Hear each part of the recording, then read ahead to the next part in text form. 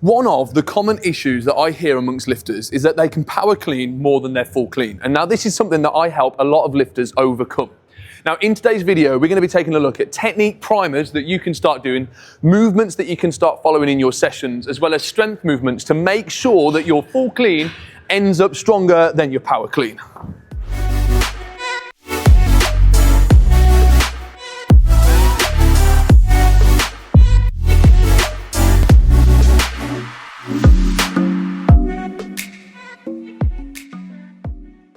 So before we take a look at the movements that we can do to help us clean more than we can power clean, we need to understand the reason why this is an issue.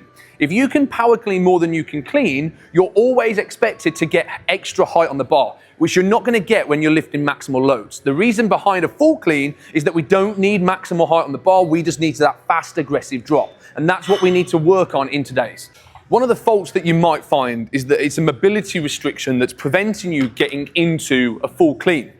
Now, we don't want to be going on about mobility in today's session, but what you can do is if you click in the description below, you'll be able to download your free copy of the Mobility Manual, where we assess your mobility restrictions and look to fix those in our sessions. So with that being said, we're now going to take a look at priming movements. A priming movement is something that we can do at the start of our session, just after our warm-up, that is going to enhance the adaptation that we're looking to try and make. So in this instance, because we're power cleaning more than we can full clean, we need to understand that feeling of, and that motion of pulling into that bottom position. So one of my favorite exercises to help us do so is a tall clean. Now a tall clean is a super simple movement. There's going to be no dipping and driving through the legs.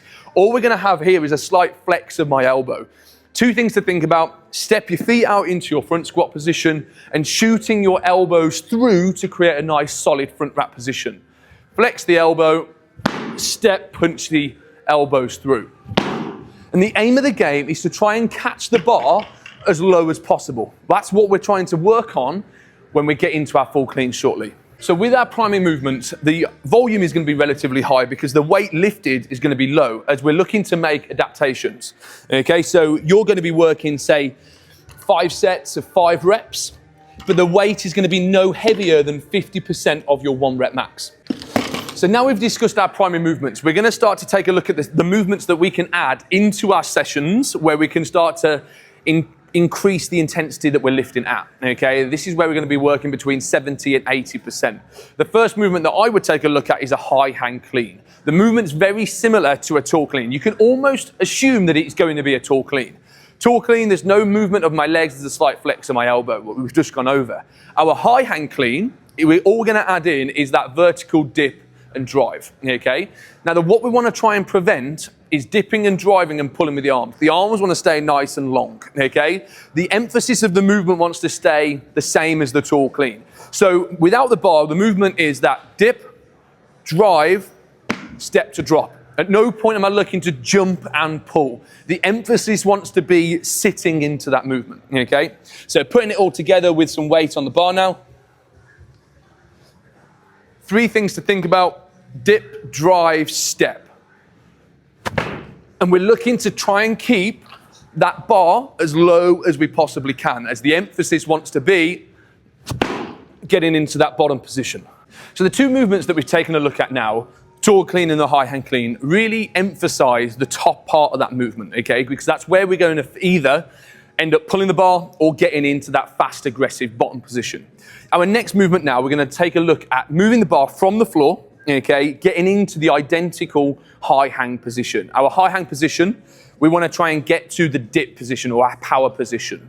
Okay, this is where we look for that fast, aggressive change of direction. I squeeze, step to drop. So the movement we're going to do, because we can, again, highlight this area, this top phase of the movement, is our slow clean, okay, or a tempo clean, whatever you want to call it. But it's about moving the bar as slow as we possibly can through that first and second pull, okay? We want to feel the bar against the shins and the thighs, the arms stay nice and long. But as soon as I get to my power position where I was in the dip of the high hang, that is where I look for that fast change of direction. It's not about jumping and pulling, it's about getting into that bottom position. So a tempo clean looks a little bit like this. The slower you go, the better the movement is going to be. The more you can understand the proprioception and the feel of the lift. Slow for that first pull, second, speed to change direction. It's not about speed on the way up. We want to control into that right position. How fast can you change direction to pull yourself into that bottom position? So with your tempo cleans, the volume is going to be quite low, okay? Because you're now going to start to move towards that 80-85% range. You'll probably be starting to work with like 1, 2, maybe even 3 reps, keeping the volume nice and low, but the emphasis on getting that quality movement and that pull underneath that bar. So the final area we're going to take a look at is improving the strength and confidence in the bottom range of the movement that we'll find there clean. And the movement to do so, one of my go-to movements is a paused front squat. Simply put, we're going to front squat down into the range of the movement that we want to try and get to in our clean. We're going to hold it for say 2 to 3 seconds before driving out of the hole nice and fast. What we don't want to see though when we're pausing is shitty rounded spine as we stand back up. We don't want to allow the back to curve to stand, and we don't want to see the hips shoot. As we stand, we want to think about keeping a nice long spine, chest up, vertical drive out the hole, as that's what we're looking to try and promote in our cleans.